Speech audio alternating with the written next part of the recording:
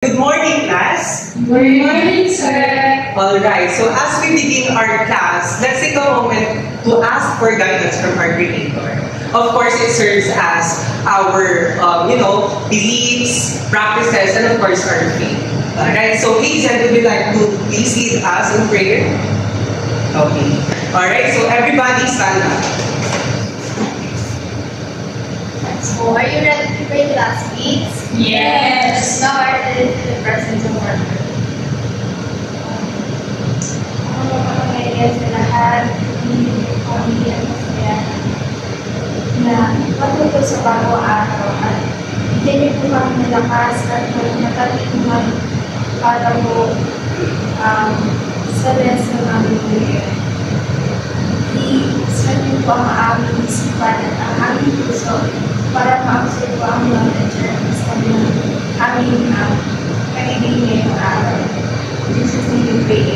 Amen. Alright, so everyone may take notes. Alright, so before we begin or before we proceed to our lesson proper, let's now play a simple game I prepared for you, okay? So the name of our game for today is Guess the Movie. And I know that all of us are familiar with this game, right? Am I right? Yes. Of course. But first, let me instruct you again in our activity. First, you have to, of course, all of you must participate in our class discussion.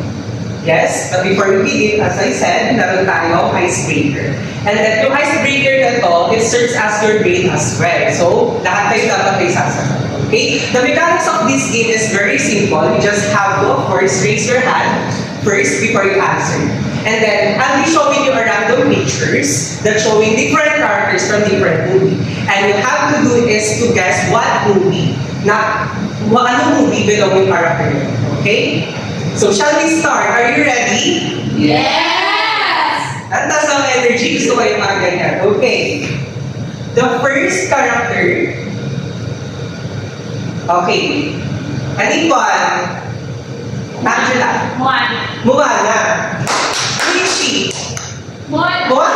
What's the name of the movie? Moana. Very good. Moana. Next. Anyone? Okay, si Angela ulit. Okay, for the next one na. Encanto. Sino yung Encanto? Okay. Oh, very good, Encanto. Next. Okay. Eleanor. Who is this character first? Elsa. And what movie? Frozen. Very good. Okay. Next is very simple. Okay. Aladdin. Okay. Meron pa ba? Erika. Toy Story. Toy Story. Sino to? Si Toy. Na natin. Okay, Toy Story. Next. Okay, thank you everyone for participating. Okay, but before we proceed to our lesson proper, we'll be having a sharing time first, okay? The coverage of our sharing time would be about your favorite movie, okay? So upon sharing your favorite movie, I want you to, of course, state a little background information about that movie first, okay? And then the reason why is that certain movie is your favorite movie, okay? I'll start sharing mine, then afterwards, it's your turn, okay? So for me, one of my favorite movies is Harry Potter. So, anyone na familiar sa Harry Potter? Raise your hand. Okay, si Angela, very good. Familiar ka sa Harry Potter? Anyone, sino pang familiar sa movie na Harry Potter? Ayan, si Ate Kate natin. Ikaw pa matanda na rin si class. So, bakit ka ba naging favorite ko yung Harry Potter movie? So, as of some of you may know, this movie is a non-fiction movie, okay? It explores genres like, what? Fantasy. Fantasy, ano pa? Yung mga magical light, mga ganon. So, ayun yung mga in-explore sa Harry Potter movie. And but, apart from that, one of the important things I've discovered about that movie is about its theme, the symbolism of the movie. So ano nga ba yung mga symbolism ng theme doon? Of course, the first one is the importance of having a family. Okay? The consequences of your actions, makikita natin sa movie yun, throughout the movie. And then lastly, is kung paano mo harapin yung mga pagsubok mo, mga challenges in the future lives. Okay? So, ayun yung mga nakita ko na maganda sa movie na yun. Okay? And very interesting siya. So, it's recommendable for everyone. Okay? You must watch it, actually. Okay. Now, I'm not sharing mine. So, ano yung mga favorite movie? Ayun mo. Sharing time tayo. Angela, okay. Nag-volunteer na si Angela. Pamantod ako. Ha? Pamantod ako. Okay. One thing na nagustuhan ko sa movie is yung hindi mo mapipredict kung ano yung next na scene or kung ano yung next yung mangyayari sa bida. And yung movie, umiikot siya sa friendship, about love. Kasi yung movie, tungkol siya sa isang magandang lalaki na isang araw na wala yung asawa niya. And yung asawa niya na yun is buntis. So, dalawang tao yung nawala sa buhay. And nagpatuloy siya magpabuhay mag-isa. Yung bida na yun is sobrang parang galit siya sa mundo. Yeah. Okay. So, but a very sad movie, I guess. So, anyone, sino pa gusto mag-share? Okay, banana. Alright. So, that would be all our sharing time, right? So, let's all proceed to our lesson proper. So, we'll be talking about the characterization, plot, and settings. Since we have already tackled some basic components of the storytelling, let's now proceed to a higher level, of course, of the elements of the story, which are, of course, okay, let's define the character. So, characters refer to persons, creatures, or things serving as actors or movers in a story. They portray specific roles with corresponding dialogues and plot lines. Stories have protagonists and antagonists. So basically, when we say characters, they are specific individuals or creatures that play specific roles in a story. So we have two types of the characters, which are the protagonists and antagonists. So if you may ask me, sir, what is the difference between protagonist and antagonist? So, it's very simple. When we say protagonist, it is the main character of the story. Okay? While the antagonist opposes the antagonist. So that's why we have so-called hero and villain. Okay? And since na-introduce ko na sa inyo yung Harry Potter the movie, I'll take that as an example. Alright? So in Harry Potter movie, of course, the protagonist of the story is Harry Potter. But of course, whereas the antagonist of the story Harry Potter is those people who are against him. But in the latter part of the story, if you already watched the sequence of other movies of Harry Potter, you will find out who the real villain is or who the main villain is. Si Voldemort. Okay? Siya yung pinaka-main antagonist of the story Harry Potter. Now, can you differentiate between protagonist and antagonist? Okay, again, when we say protagonist, it is the main character of the story, and antagonist is opposes the protagonist. Okay, hero and villain. Okay, that is the main idea of characters. Now, let's move on to characterization. Characterization is a writer's tool or literary device that occurs anytime the author uses details to teach us about the person. This used over the course of a story in order to tell the tale. So when we say characterization, it is the act or process of describing a certain character in a story. Okay? It occurs when the author explicitly describes the character's trait, such as personality and behavior of the character. Okay? When we see characterization, it is the process of describing the certain character. For example, in the movie Harry Potter again, I'll use that as an example. So, in that story, one of the characters of that movie is si Dobby. And describe niya si Harry Potter as a good person, a good boy.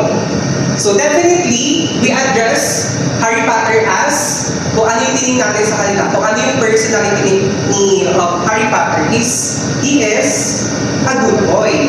So that is characterization. It is how the author explicitly described a certain character of the story. Indirect method or direct use of language. Now, let's proceed to the plot. Okay, ito na yung, So plot shows how the author arranges events to develop the basic idea. Okay, so when we say plot, it is how the author arranges the specific events to develop the story. Okay, of course we have 5 elements of the plot. So what are those? The first one, yes? Exposition. Exposition, okay. So dito na tayo sa aking ginagdang instructional material. So when we say exposition, anyone wants to read? Okay, Erika. Exposition. Exposition, beginning of the story. Alright, so when we say exposition, from the definition itself, it is the beginning or the introduction of the story where the readers or viewers meet the characters. Okay, so it's very important for us as readers or viewers that we can distinguish between the protagonist and antagonist. And of course, what? Describe their characteristics as the story progresses. Okay? In exposition, the introduction of the story, beginning of the story. Alright, so next one we have conflict. Okay, Hazel, please read. Conflict can be any form of struggle the main character faces. There may be only the central struggle, or there are many minor obstacles within a dominant struggle. Okay, so when we say conflict, it is the specific struggles of the character that they must face in order to what? To meet the resolution of the story. Okay?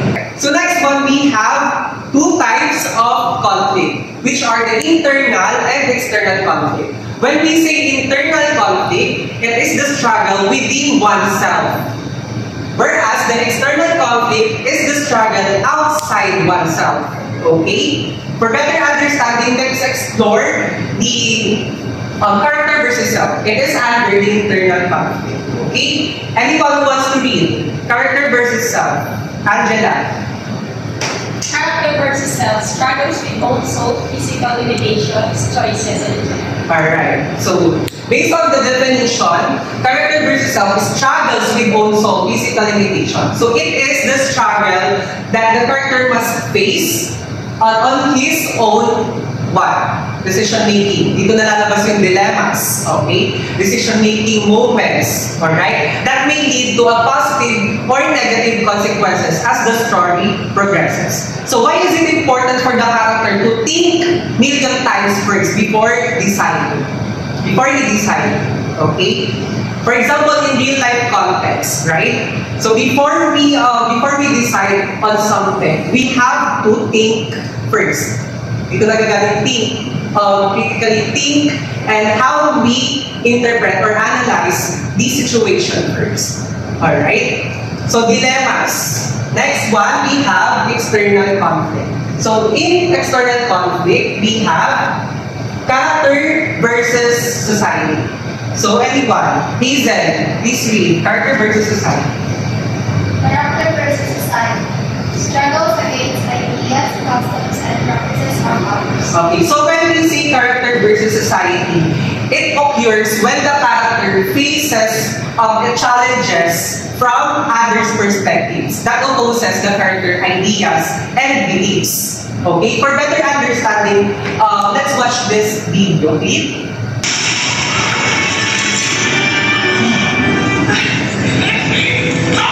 Please, just stay away from me. Stay away.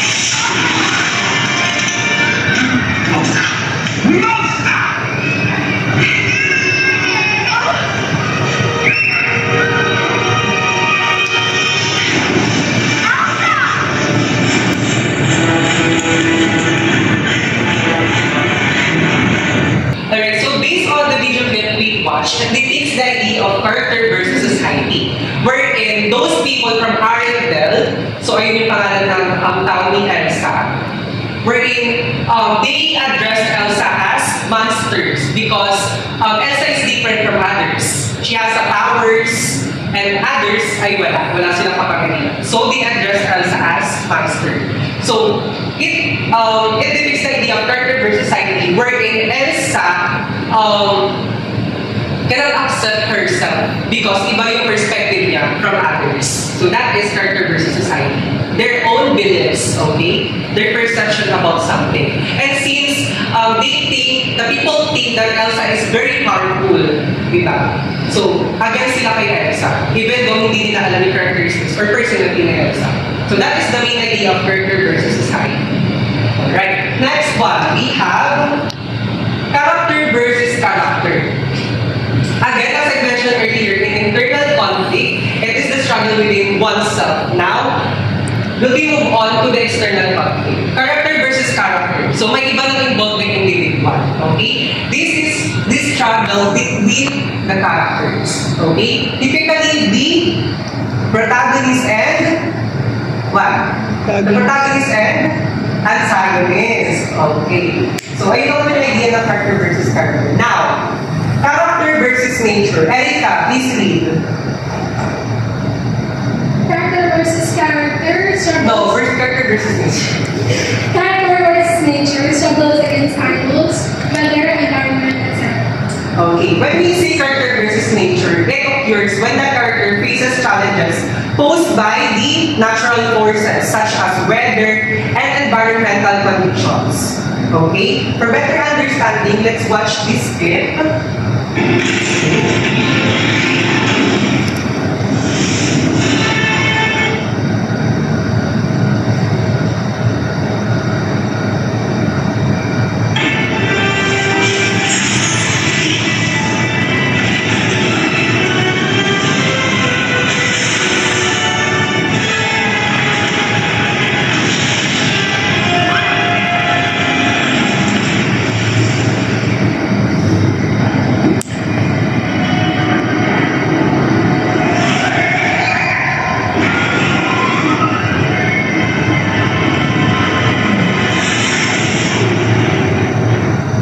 Alright, in this video clip, it depicts the idea of character versus nature. Why? Because, as we can see on the video, Elsa is trying to walk on the water. Of course, it is possible because of her power, right? With the use of her power. However, the nature opposes her abilities, diba? Even though she has the power, hindi niya kaya labanan yung nature. Diba? Sobrang lawak ng tubig, makakadaan ba siya doon? Her own abilities, her own powers. So that is the idea of character versus nature. We cannot surpass the challenges kapag character or nature na yung kalaban natin. So that is the main idea of character versus nature. So climax, the turning point of the story. Readers wonder what will happen next. Will the conflict be resolved or not? So the conflict, I mean the climax, this is the turning point of the story. This is the moment of highest tension. First, the readers or viewers left wondering what will happen next. Alright, so will the conflict be resolved or it will turn to an unexpected turn? Okay? So the times of the story, the turning point of the story. So that is the idea of the climax. Okay, next one is the falling action. This is where the resolution begins. Events and complications starts to fall in place. These are the events between climax and resolution. So when following the climax, we have the falling action. So this is where the resolution starts to take place. Okay? So falling action, dito natin malalaman yung resolution ng story. Now, we have the resolution. Okay? I have a question, class. What is denouement? So do you have any idea what denouement is? Denouement. It's like the ending or The ending, yes, very good. That is the resolution for the conclusion. So it is the final outcome of the story. So resolution is the conclusion of the story, and it is the final outcome of the conflict. And it typically shows how the conflict is resolved, whether it's a happy or a sad ending. So we don't know.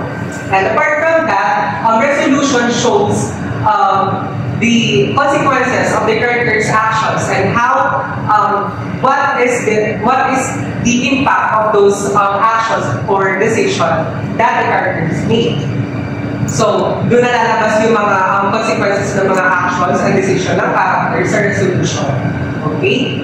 So again, in plot we have what? 5 key elements. What are those again? The first one is the exposition, the introduction of the story. Next? Conflict. The struggles of the character. Third one, the climax. Okay?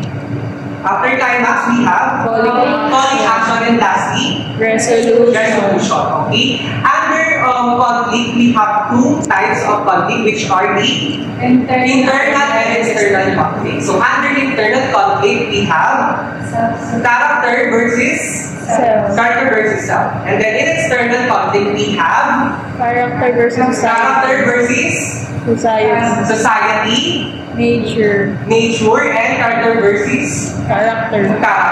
Alright. So now let's proceed to the next topic, which is about the settings of the story. So before we proceed to our discussion, or before I reveal the next element of the story, first I have a question. So within your life, mention your favorite place and why. Tell me why is it your favorite genres. One of the memorable places that we have is yung sa nasa province. And it is mainly because the views and of course yung mga bundok is very pretty and refreshing, you know, yung society and walang toxic. That would be all for me. Alright, thank you for that. Ito may memorable place. Alright, next, what is your favorite weather? Rainy. Sunny day. Rainy. Ay, tama, rainy day. Okay, now different question. Answers. Okay. So based on my questions, what do you think is the next element that we will be discussing? Teacher ako po. Yes, Miss Eleanor. Settings. That's right. The element that we will be discussing now is the settings. When we say settings, it refers to the time and place when or where the story takes place. So settings is also one of the foundation of the elements of the story. Why? Because through settings we can fully grasp and understand the full narrative of the story. Alright, and apart from that, we can also predict the next scenes that will happen. So kapag walang settings, hindi natin malalaman kung ano na ba yung sunod na mangyayari, kung saan ba siya mangyayari, kung anong oras ba siya mangyayari. It is so confusing pag walang settings. So, next, we have the place. So please read the place. Miss Angela. Place, geographical location, where does the story take place? As I said a while ago, settings answered the question where. So when I say that question where, it refers to the place where the story takes place. So Mr. George's example a while ago is the Harry Potter. So Mr. George, where does Harry Potter take place? Hogwarts. Alright, sa Hogwarts. So Hogwarts is a place, right? So, pag sinabi natin place, it can be a country or a city or a continent where the story takes place. Alright, next is time. When we say time, it is a historical period, time of the day, year, etc. And it answers the question when. Alright, next. So apart from that, we also have the social conditions or settings. So sa settings, it explains the daily life of the characters. So ano ba yung mga ginagawa nila sa daily life nila? So yung source of living ba nila is fishing? Is it hunting? Is it farming? farming. Yes, that's right. So it's not only about the time and about the place. It also considers the social conditions of the story. So next is weather conditions. So sa story ba, in-explain dun yung mga seasons and climates such as rainy, sunny, stormy. So because of that, mas na-explain kung ano yung mood or atmosphere with the sea. Alright, last we have the mood or the atmosphere. So, kapag sinabi natin mood or atmosphere, it is the feeling, what is the feeling that has been created in the beginning of the story. So sa beginning of the story, sa exposition, doon pa na makikita na natin kung ano yung atmosphere na binibigay na isang story. Is it spooky? Is it cheerful? Is it sorrowful? Yes, that's the mood and atmosphere of the story. So to wrap up, again, what have we discussed? The settings composes of the place that have the social conditions, the weather conditions, and also the mood and the atmosphere. Alright, for the application of our discussion for today, di ba last time I have given you the assignment.